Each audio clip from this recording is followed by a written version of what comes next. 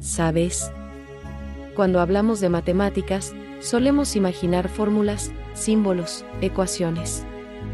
Pero nada de eso existió en los primeros cientos de miles de años de la humanidad. Y sin embargo, ya había algo.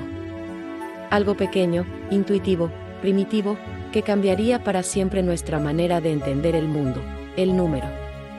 Imagina al ser humano primitivo. Su vida estaba llena de experiencias desordenadas, caóticas, manadas que iban y venían, frutos que se acumulaban, huellas que aparecían en el barro. En medio de ese caos, algo comenzó a llamar su atención, había ciertas igualdades y semejanzas. La misma cantidad de piedras que de semillas. La misma cantidad de huellas que de dedos. Un grupo de lobos aquí. Y otro grupo parecido allá. Esa pequeña chispa, esa capacidad de reconocer semejanzas, fue el origen silencioso de la matemática y de la ciencia en general. Hubo un momento, no sabemos cuándo ni dónde, en que alguien notó algo extraordinario, algunos grupos de cosas podían ponerse en correspondencia perfecta. Un dedo, con una piedra. Un ojo, con un agujero en una vara. Dos manos, con dos objetos. Correspondencia 1 a 1. Eso, que hoy nos parece básico, fue una revolución mental. Porque significaba reconocer una propiedad abstracta, que diferentes objetos podían tener la misma cantidad, aunque no se parecieran en nada. Ese fue el nacimiento del número. El número apareció antes que cualquier civilización. Las nociones primitivas de número, magnitud y forma se remontan a los primeros días de la humanidad. Mucho antes de Egipto, Mesopotamia o China, mucho antes de que existiera siquiera el lenguaje estructurado. Y lo más sorprendente es esto, incluso antes del surgimiento del ser humano moderno, ya había animales que mostraban capacidades rudimentarias para distinguir número, tamaño y orden. Darwin lo mencionó en 1871.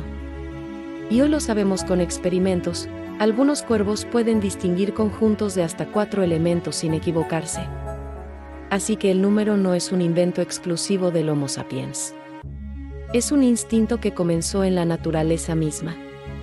Durante muchísimo tiempo se pensó que la matemática nació de la necesidad directa. Las primeras nociones matemáticas surgieron de la vida cotidiana. Del contraste entre un lobo y muchos lobos. De la diferencia entre el tamaño de una ballena y un pez pequeño. De la redondez de la luna comparada con un árbol recto. El ser humano empezó reconociendo diferencias, contrastes, formas, tamaños. Y de esa confusión sensorial, emergió lentamente la idea de número. Fue un proceso gradual, miles de años de observación silenciosa.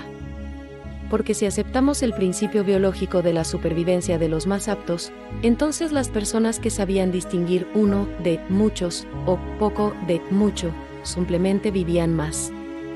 La matemática nació como una herramienta para sobrevivir. Solo después se volvió ciencia.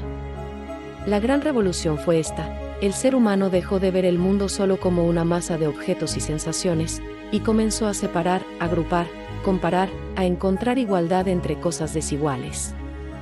Cuando la mente humana logró ver que 2 piedras, 2 lobos, 2 huellas y 2 manos comparten algo en común, ahí nació la abstracción.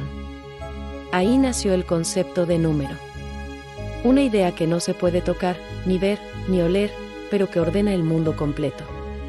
Esa abstracción, tan simple, tan profunda, fue el primer paso hacia toda la matemática moderna. Antes de la escritura, antes de las ciudades, antes de la agricultura, el ser humano ya estaba contando, aunque no tuviera palabras ni símbolos para hacerlo. El número fue nuestro primer puente entre el caos y el orden. El primer intento de comprender la realidad. La primera herramienta intelectual que nos hizo humanos. Así empezó todo. Con 2 manos. Un grupo de piedras. Y la intuición de que el mundo podía ser medido. Gracias por acompañarnos. Si te gustó este viaje, suscríbete para no perderte el próximo.